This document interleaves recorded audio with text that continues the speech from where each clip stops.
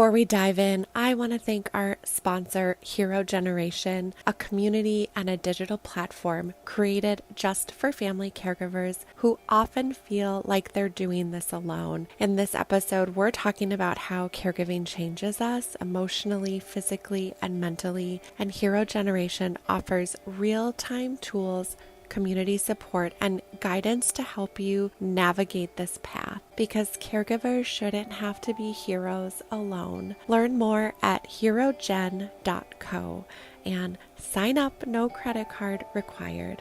This episode is also brought to you by Zinnia TV, a streaming platform made specifically for people living with dementia. As we talk about emotional connection and communication through the caregiving journey, Zinnia reminds us that meaningful moments are still possible.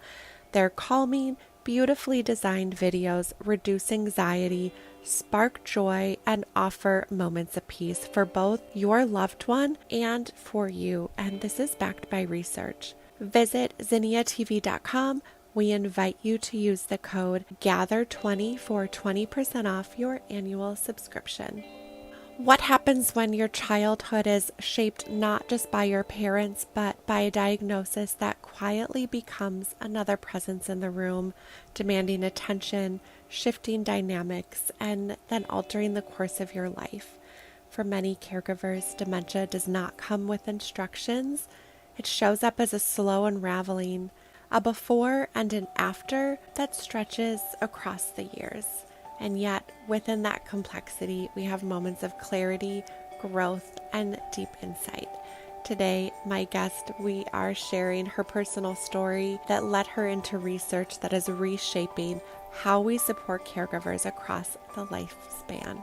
My guest today is Dr. Francesca Falzarano, a developmental psychologist and assistant professor of gerontology at the USC Leonard Davis School. Francesca was a caregiver for her beautiful mom, and this experience became the heartbeat of her work. And through her lab at USC, she is investigating the shifting needs of caregivers using both data and lived experience to illuminate what we actually need and when we need it the most.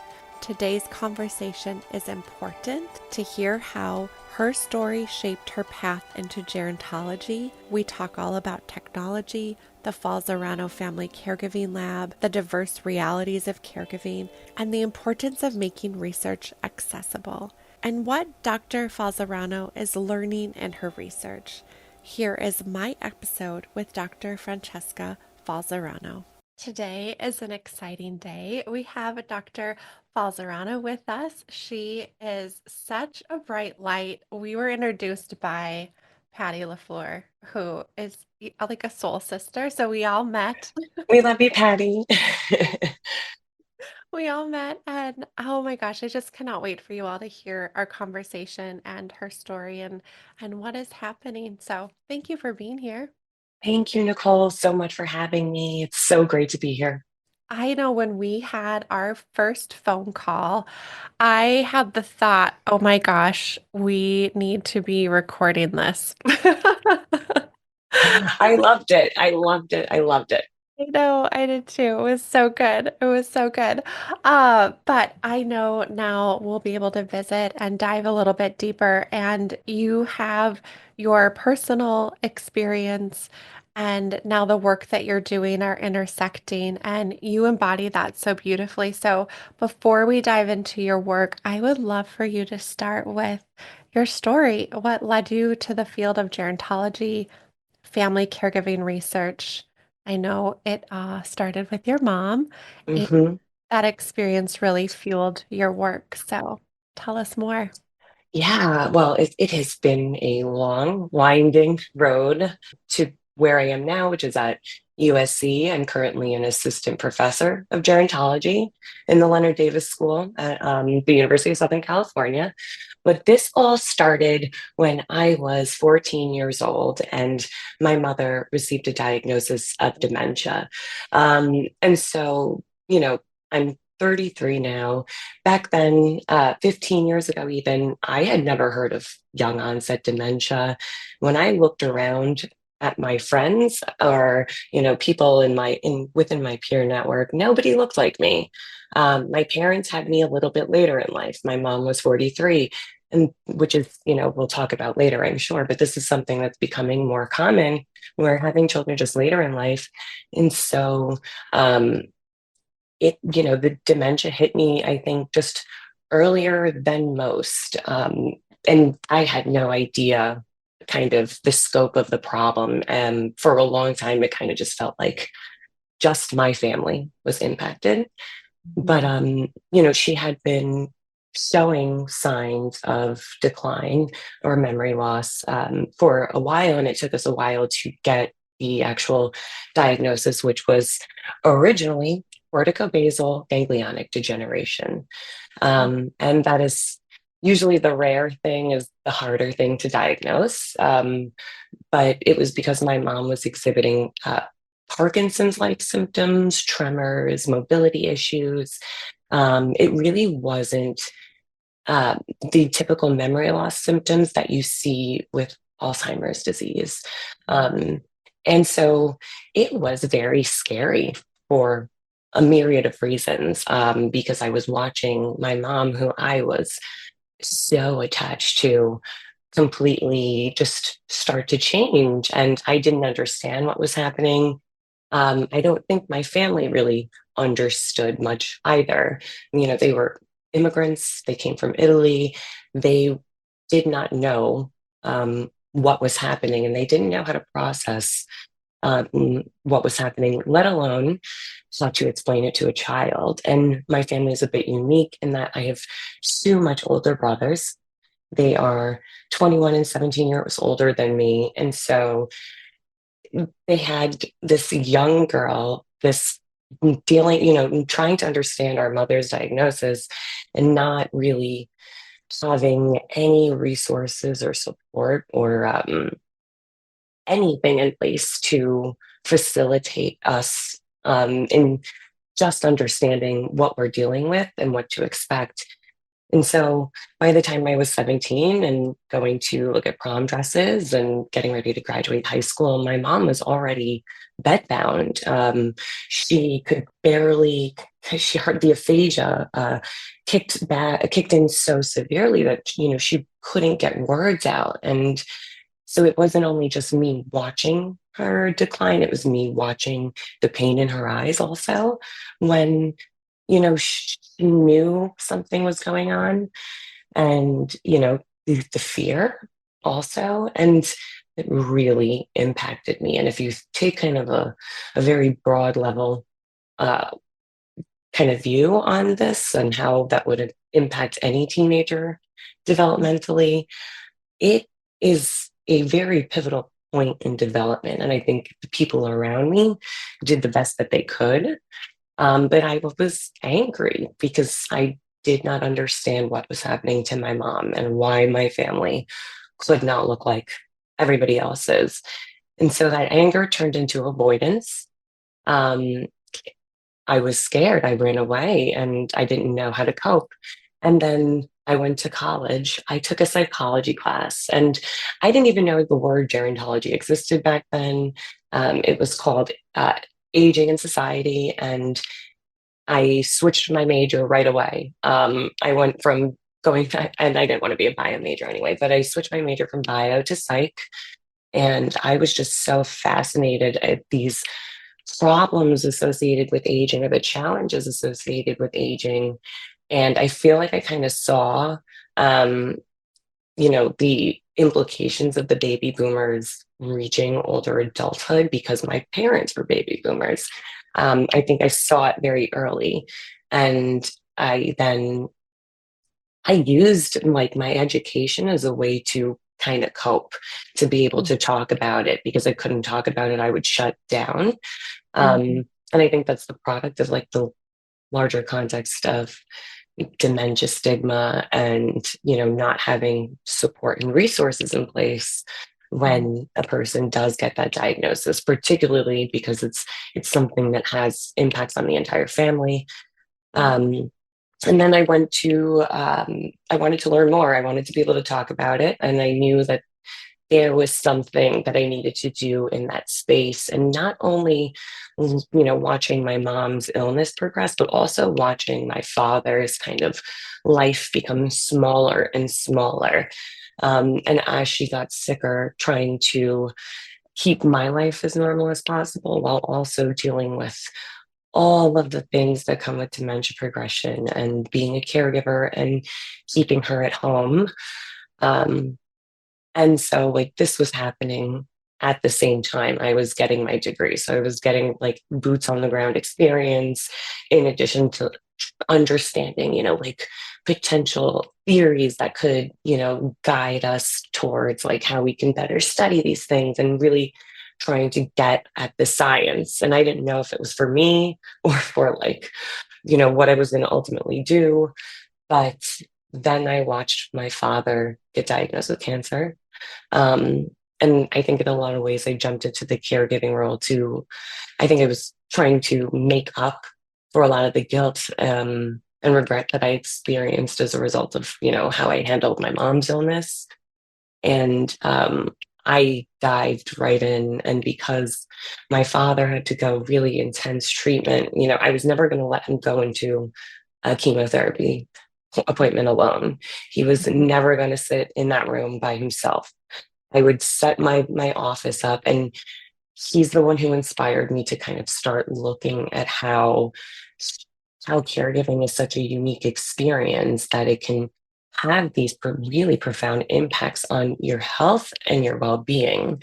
Um, and there's no resources in place to make sure that like these caregivers, including myself, have what we need to not only take care of the people we love, in the right ways, but to also be able to thrive in those situations.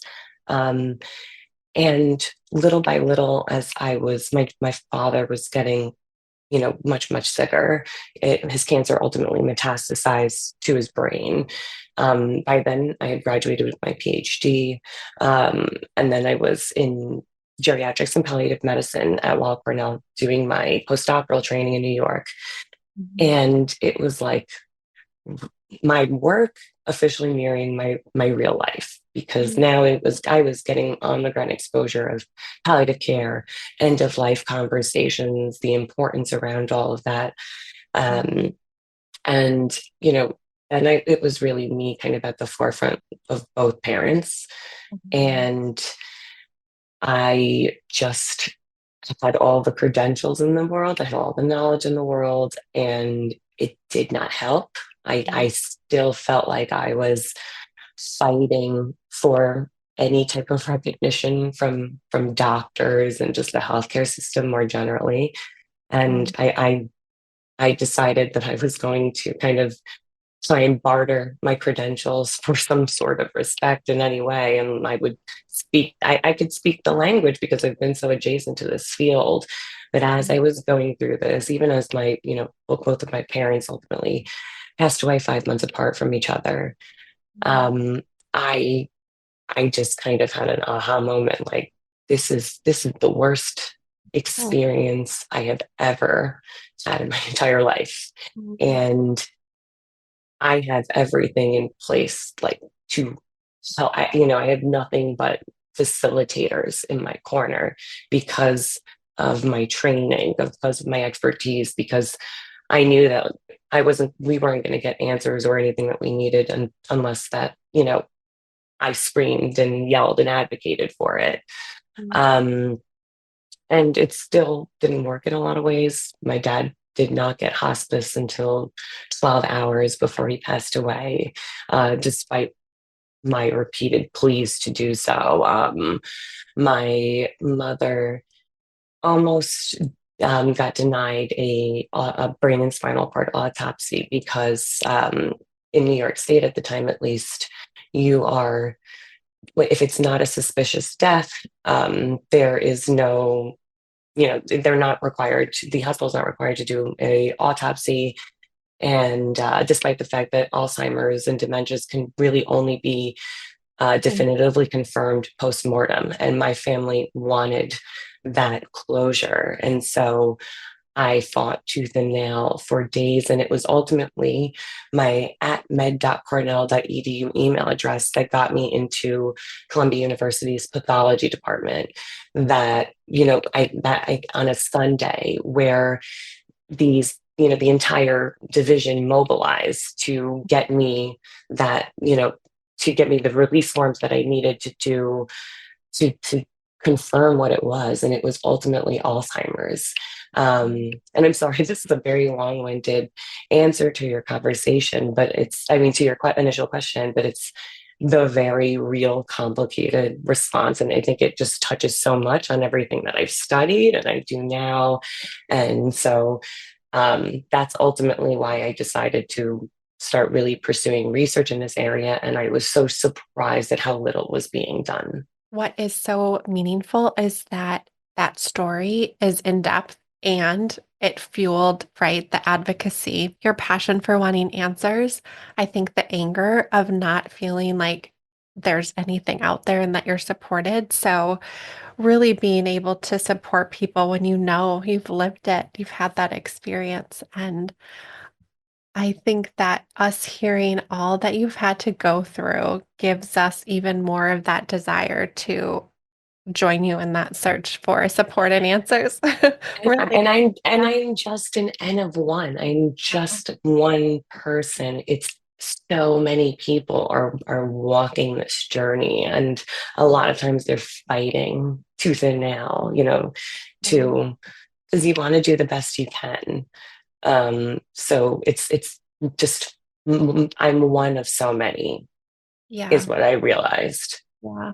And there's when you had shared those different parts of it, for you, where you look at the gaps and uh, how there is neglect in a way of supporting those families, what would you say are some of those biggest gaps that we need to pay attention to? I think first and foremost, it's understanding that this healthcare system is really designed to work against these very chronic and terminal diseases like dementia, because it's not built to support that kind of disease and the needs that are associated with it.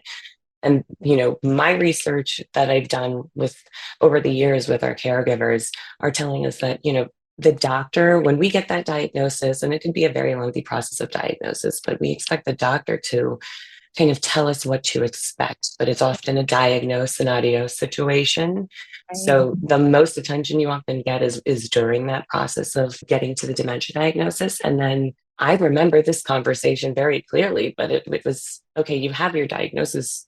There's nothing we can do. We will see you for your follow up. Let us know if you need anything. But other than that, it's not happening. And caregivers are expecting information to come from their doctor. And I think that points to much bigger issues, like it's largely the way our insurance system is built and the way billing codes are. It's that those healthcare encounters are really not family centered. They're not really including the caregiver as much as there are slight changes that we're trying to advocate for to make care more family centered and at the center of these healthcare interactions. But it's just about what the provider is able to bill for. And you have the average healthcare visit is about 7 minutes, this face-to-face time with the physicians. So I think the biggest gap is it's not coming where people are expecting information, education, and support. And that is number one, the biggest problem. And I think that is persistent and especially becomes increasingly, it's just becomes an exacerbated situation as the disease progresses and the person experiences cognitive decline, functional decline, etc. And then end of life and having those kinds of conversations. I've heard so many people share that. And in fact, one guest that I had with the Dementia Action Alliance, same thing. They were diagnosed on the younger side, and she was saying that their doctor was, here's your diagnosis, get your affairs in order. There's nothing I can do. and the hopelessness of that. And I think that that is what, for people that are not only receiving the devastating news, you also want information, you want answers. And when you're not receiving that, and in fact, you had talked about how the system isn't set up right in terms of these, specifically Alzheimer's. Dr. Jason Karlowich, have you read that book, The Problem of Alzheimer's? No, but I have to put that on my You have to put list. it on your list. Yeah. So he talks about, he was a guest, gosh, like about a year or so ago, and he talks about history and systemically, Alzheimer's, it's not a good business model Mm-mm. like another, let's say, disease. And so what happens is that the system itself is just set up to not be supportive and be able to provide the support and resource that people need. And so you absolutely touch on that. And I think that organizations, that's where people are stepping in, right? With the work that you're doing. Lorenzo's House. That's house. Definitely, right, all these other organizations are stepping in and saying, okay, well, then let's try to be that support system and educator. And, but initially, families don't know where to go.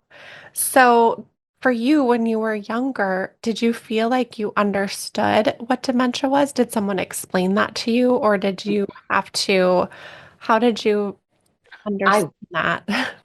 I watched it. That was Yeah. that was my training. No, nobody understood it enough, I think, to be able to accurately communicate that to me. And so I think a lot of that anger was also about, how it wasn't explained to me. I didn't understand. And that's, I think, also that contributed to the fear that I felt. And, I look back now and it feels like I'm a little girl kind of running away, like, and hiding behind my covers because there's a monster under my bed. Um, that's how big it felt, and so much bigger than us. And I think a lot of the problem is, like, you don't know how the the disease is going to manifest and how it's going to impact everything about your family dynamic as you know it. And I think grief is also, and I know we'll probably talk about that at some point, but grief is something that is shared, but it's also highly individualized, that everybody navigates on their own. Mhm. But I feel like I kind of had to just get in line and understand and be there on the front lines with everybody else. And there Yeah. are a lot of children who grow up helping their grandparents, or, helping their parents if they have, another chronic condition, that they're exposed to these things much earlier. And I think it can be a powerful tool for education, but also, like, it needs to be addressed, and we need to figure out how to address it, because even, we talked about the system not being set up. If you might be a caregiver for somebody with young onset dementia, your parent, and you're not eligible for any type of services and supports because you are under 18. So that's another pretty glaring gap. I think it also points to just the shift in what family caregivers, quote unquote, look like, on how, Right. on that visual that comes to our head when we say that name. So true. I think we automatically go to what we have in the past of like older female, The right? sandwich, the Yeah. sandwich caregivers. Yeah. No, right. As the data is showing, it's so much younger. You founded the Falzarano Family Caregiver Lab at Yes. USC. You're not only just studying caregiving, but rethinking how we approach it. The work focuses on more than what caregivers provide and how to support them, but looking at the entire psychosocial, physical, mental health Mm. impact. Tell us more about the mission of your lab. How is it changing the landscape for caregivers? Yeah. The Falzarano Family Caregiving Lab is one way that I am, trying to honor, memorialize, and establish a legacy for my parents. And I want their name to be really solidified with this mission of nothing about us without us, which I know is because I think that's on something that you have, right? Yes, I love it. Yeah, So your much Instagram, fun I to saw. think that. Yes, I love It's so true. I think, those of us with lived experience it. should be driving the conversation, and there's so many of us. And I think there is a limit to how people can understand, walking with somebody who has dementia. And I think that stories are the bread and butter of how we drive change. And that's basically, it wasn't really a huge topic of conversation when I first started studying it. I didn't think that it was even an area that we could study. But it is a very unique type of stress that the more people I talked to, the more people were saying, hey, yeah, I experienced this too. Mhm. And so we have research projects looking, as you said, at the very dynamic, transitory, evolving role that is caregiving, that becomes, really more intense over time. And, a lot of us I'm guided and helped by, a huge group of amazing students who are undergrads, graduate students, and doctoral students who've been working with me for years before I even got to USC, but have also experienced this caregiving journey at a young age in a very same way that I have. It's not, if not dementia, then cancer, MS, etc. So we're really interested in looking at caregiving, not from the traditional way that you think about it's just kind of happening in a vacuum between two people. It's, a kind of transactional, just it happening in this like little, separated space from everything else. It's embedded in a much more complicated psychological relationship. It's embedded and impact by the context where you live, what your culture is, how you feel about caregiving. If you had a choice in the role, do you have other people to help you? Are you living in the same city as your parent? So it's like we're trying to mirror we're seeing caregivers of all shapes and sizes, and we see that dementia doesn't discriminate. So we want to understand the factors beyond just like what the caregiver does for the care recipient in terms of direct care. How does that impact the caregiving role? And how do we kind of use and identify factors that are amenable to change so we can develop kind of behavioral interventions to modify these particular characteristics like social support or education to reduce stress, improve well-being, and overall, a better health and well-being of the caregiver, the better care the care recipient gets. And so it's about studying how caregiving is really this rather than a sandwich. I think a 7-layer dip is more appropriate. That's so good. Yeah. I remember that. What surprised you about as you're going through this research? Anything stand out that was unexpected?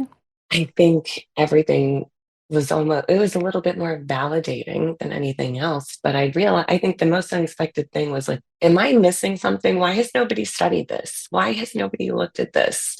Am I missing something? This is such an important topic that like we're talking about it, we're living it. Why is this not given more visibility given the huge care crisis that we have? But yeah, I think like that was the most shocking thing. But it is not surprising that such a multidimensional, emotional, and physical role can have really profound impacts on how you live your lifestyle, your support, your ability to work, and also your overall health and well-being. And it's important that we understand the pathways that caregiving can differentially kind of impact those outcomes. But I think also that there's a lot of things that we can do to really kind of alleviate the stress that they experience by providing support, um, to make a very difficult situation at least a little bit more bearable. What are some of those things that that we can do just to give people hope in that. Yeah, I think the internet technology, I think this is getting to your bigger question about the power of technology in filling the gaps that, the healthcare system is really has created in its siloed kind of fragmented nature. And it's I think it could catch people, it could catch families before falling through the cracks because it can provide a more streamlined access to support. And we're seeing that, regardless of whether or not you have very frequent interactions with your providers, that the number one source of health information seeking by the general public is the internet. Caregivers are going to the internet because they're not getting the support they need from their doctors. Technology is, I think, the only tool that we can provide such personalized support. I mean, all of the different factors that I study, and the multi-layered kind of considerations you have to take into account with, the systems that we have to navigate through. Um, there's so many different types of caregivers. There's so many different types of needs, and somebody who's a spouse, their needs are going to differ so significantly from somebody who is an adult child with, the children of their own, or a Gen Z or millennial. It's, life course matters, history matters, and how do you create something that can be tailored or personalized to all of those very like nuances that are tiny but make a huge impact on Yeah, how we perceive the role. And I think technology is it's the only way. so much so. And you spoke to that word, right? Culture, identity, life circumstances, age. I mean, like so many different factors go into that. Yeah. And to be able to personalize it with that we know with technology supports that. That's the thing. People are learning on the fly. I can't tell you how many times overnight I had to figure out a new skill, whether that was, administering meds through my dad's IV port, or, trying to get a home health agency to help my dad be at the house to do an evaluation upon discharge, to having to get palliative care. I was always in a state of crisis when I needed that information. And so, how do we kind of streamline it and get it into the hands of caregivers? Because it's not that it doesn't exist. There's Right. so many incredible organizations that have these resources in place ready to mobilize. But what my research has found is that caregivers don't know Mm. about them. And it's because they're usually in such a state of heightened crisis. So how do we get it in their hands, right? That's the question. I How know that, and I think that I think if there is, and I don't know if you feel it, but I feel certainly a shift in the momentum, because I think from a cultural, more societal perspective, this conversation is starting to feel like it's making moves into the mainstream, um, because more and more people are experiencing it. But like, you've got people on social media now documenting it, and you're seeing the very real lives of these carefluencers, that I call them. But I think they are a powerful tool kind of at the forefront of that. But also, technology, age tech is an interesting, exciting, emerging field. And I think like what needs to be happening is that everybody kind of intersecting in this space in some way. We need to be all at the same conversation, having input, and that's the only way we're going to kind of break the barriers that we face now. I agree. Yeah, there isn't, at least I have not found, right? One platform or one outlet that does it all, right? That's like so comprehensive. There's parts to these different organizations and platforms that come together, right? So being able to do that collectively, And yeah. that's what everybody wants, a one-stop shop. Nobody wants 10 apps, I know. 10 different passwords to remember, but also like finding it is much more difficult than I think we'd normally think, because, largely if you are trying to find something very specific, let's say it's dealing with, estate planning or trying to get a healthcare proxy in place, and you're just relying on Google, um, you might go through 10 pages of search results with largely irrelevant, inaccurate, or just out of date information. So, yeah, personalization is so critical. Gosh, totally. And let's say there is this one comprehensive platform. You would have to be so intentional about having the best of the best and excellence in each category, so to speak. And that would Oh, be a yeah. massive undertaking. This is a Yeah. village. This is a very, it's going to take a very large village, but no one person can do it. Right, right. In our conversation, you do speak to this, right? The important that research doesn't stay locked away in academia. It should be accessible and useful. Hmm. How do we bridge that gap, right, between taking research, real life caregiving? I'm going to extend this question a little bit and add that you have three federally funded projects with Yes. National Institute on Aging. And right, so like what can we look forward to, right, as a result of that research? I think that I think it's a kind of a double-edged, two-sided conversation that we need to be having. One is that, like, those of you guys outside, the ivory tower of academia need to know what we're doing, but also we need to be constantly getting your input and disseminating this knowledge. And again, like, this is another effort that is not just kind of going to happen by one person.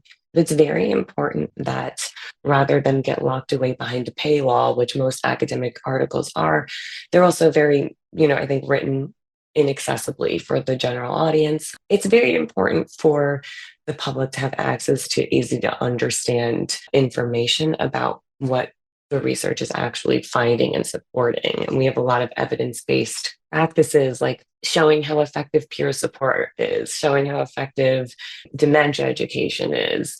And, we can help organizations, I think, also inform the types of programming that they're implementing, but also it adds credibility, I think, on both sides. We need, I think, more of like a very clear research practice community, clinical pipeline where we're all talking. But I think it's also about involving these major players in our research, which we're trying to do also, because if we're developing programs and supports, it could be the coolest, most innovative, flashy technology using the latest AI. But if it can't get implemented into the system, if you can't have providers talking about it, if you can't have it get embedded into the workflow of various care settings, it's a moot point. It's not going to work. Well, at least what I'm trying to do is break down the wall between us and start talking to you guys, and also asking for your input, because that's the only way it's going to be effective and I think also impactful. So important. And I'm so hopeful and I'm so thankful that you are doing that and have that mindset. I'm thankful that you're having this conversation and bringing, more visibility to research, because I think we're all having important conversations just in very separate rooms, and we need to just come together. And then have the means of sharing it, right? Because, like you said, like we can have all this information, but if we don't have the vehicle to disseminate it, to get it out there, then we're And missing. how will anything change? Right, right, absolutely. Caregiving has not only like the practical piece, the logistical side, it's also incredibly emotional. And your research also looks at the grieving process. So, aside from everything, we have to carry on the logistical side, there's so much that we go through. And for you and what you found, not only in your work, but personally, um, how do we navigate some of that grief, or what do we need to know about it, not only during caregiving, but then after as well? Yeah, yeah. I think, like, for a long time, especially with dementia, again, this was surprising. This was one of the surprising things that not much research was done in this area, but uh, I actually took a lot of my inspiration from the cancer literature, and there was a lot of information available on pre-loss grief, anticipatory grief. And I was surprised. I was actually dumbfounded that this has never been applied to such a unique condition, such as dementia. If you think about, and we spoke about this before, the chronic, very unpredictable duration. So if we think about the very duration of the disease, people can live anywhere from 4 to as long as 20 years. My mother lived 17. As I mentioned, watching her decline and get increasingly impaired was a very complex aspect of the grief. So I think the unique nature of grief while caregiving is paradoxical. You're kind of being whiplash between what you thought your life was supposed to be like, Mhm. the present moment of having to navigate the care, and the past and all you and the future that you thought you were going to have. But it's also, you're watching decline, you're watching fear, you are losing a very significant person in your life where, I've done a lot of research on how grief is this shared kind of social almost experience. It's a psychosocial experience. It's not just individual, and it's very layered. And you are also now taking a relationship that was once defined by reciprocity. It's a very important aspect of our support networks is that there is reciprocity and mutuality, and it's bi-directional. And over time, you have a very, very jarring shift in it being a two-way street to it being very unidirectional. So you are also grieving that. You're grieving the uncertainty. You're in a constant state of what is going to happen next, or when is this person?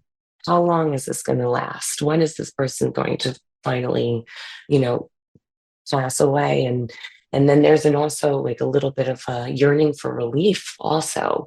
So there's so many aspects that hits and impacts how we grieve, and it's anticipatory. And so it's a chronic state of almost hypervigilance where Yeah. you are just seeing and feeling all of these things. And that's why I say caregiving is not a vacuum. It's so much more complex and layered. And that's why one size fits all doesn't work. It's not going to work for in our healthcare system, which is fragmented, and it's also not going to work for technology solutions that, don't take into account how complex this really is. As you were sharing about the hypervigilance and the unknown, and it had me thinking about how when you look at our nervous system, and if we are in that constant state, and even almost right fight or flight, freeze, You got it. there isn't a ton of conversation actually, now that I'm thinking about it, around how caregivers can calm their nervous system, right? And you have touched on like the most important aspect of all this. Mhm. So how I built this area of research is really looking at stress's impact on the nervous system and the HPA axis. And it is is a chronic state of fight or flight. It's a very unique sort of stress.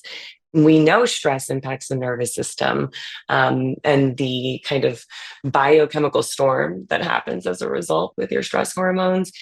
And your body is built to go back to baseline, to hit homeostasis. It's not meant to stay in such a chronic state of vigilance. And that is exactly what we need to be focusing and tailoring approaches on targeting and alleviating, that state of chronic stress. Oh my gosh, completely. And that would also make sense why the data also shows that typically those caregivers or care partners will develop or pass away before the person that they're caring, or My I don't have my the exact father, data in front of me, but I yeah, know you're absolutely the talking right. point. Yeah. And that's what happened to my dad. And he ended up passing away 5 months before my mom. That was never in the plans. It was never supposed to happen. And the reason I started looking at initially, my dissertation focused on looking at how the care related stress impacts cognition and processing speed and overall functioning, because there's so much data that has been done shown over the years just on stress in general, how it impacts immune functioning, cardiovascular functioning. There is a lot of science to Mhm. to justify why, like, hey, we need to pay attention to strategies to reduce stress. Absolutely. Yeah. And really understanding, I think we go to, oh, let's talk about self-care, but it's so much, it's so much deeper in that, and there's so much science behind it. And as we're learning more about our nervous system and stress and chronic illness and mental health, that there is such a tie. So yeah, thank you for doing that. Yeah, I'm so glad that you actually caught on to that. Yeah, I so Because it's like that is the foundation. And we know this information, and sometimes it's just being applied in a totally different context. Mm, And we just have to adapt and tailor it. right. Oh my gosh. Okay. Well, I'm excited to hear more about that in the Yeah. sense just how it's going to change lives and how we look at that. Uh, you have so much now, I'm sure, that you've learned and wisdom, or just that, right, the lived experience. If you could go back to your younger self, the version of you that's just starting caregiving, what would you say to her? I would say you are a warrior, and that this is all happening for a bigger purpose. You can't change it. You have to learn how to dance with dementia, right? Like, and I think I spent a lot of time wishing or saying, like, this is so unfair, why me? Whereas, while we can't change our life circumstances, it is a powerful tool for change. And I think that, you're doing everything right is what I really needed to hear. And but that you're not alone. I mean, Mhm. I've been connected with so many beautiful, amazing people, like Lorenzo's house and that whole family, and it was not just me. And yeah, I think it was a hard time, but that I was going to be okay one day, and use pain to drive purpose. Yeah, absolutely. What gives you hope about the future of caregiving? I think that while it's devastating every time I have to meet somebody who has my story, I hate it. I hate welcoming people into this little club that we have. But Mhm. I think it is so important that people are talking about it, that I think we're kind of forging this new network of people who are not afraid to speak about it. I think that's a huge shift that we've seen in public conversation in a really long time. And it's like very late and overdue, but it's finally being talked about. And I think the more we talk about it, the more ammo we have to impact real lives, the people who are experiencing this right now, but also just driving change to the healthcare system. We need to really make such a loud noise that policy changes. We can actually build in supports into our healthcare system to to put caregivers at the forefront, given they're such a critical pillar of long-term care. Yeah, they are. Oh, so, so important.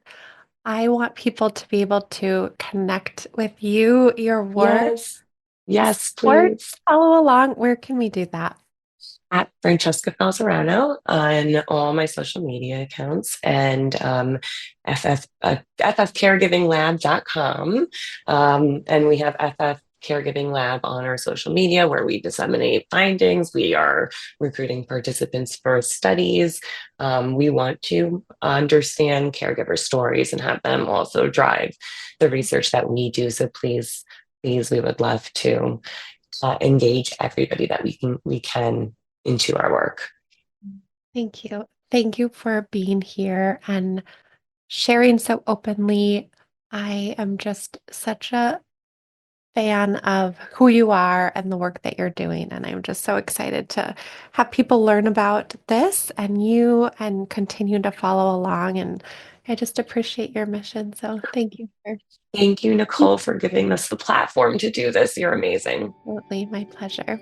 Thank you for listening today. If you enjoyed our episode, please subscribe and give us 5 stars. In all honesty, we'd love to hear from you. Thank you so much for listening to our episode.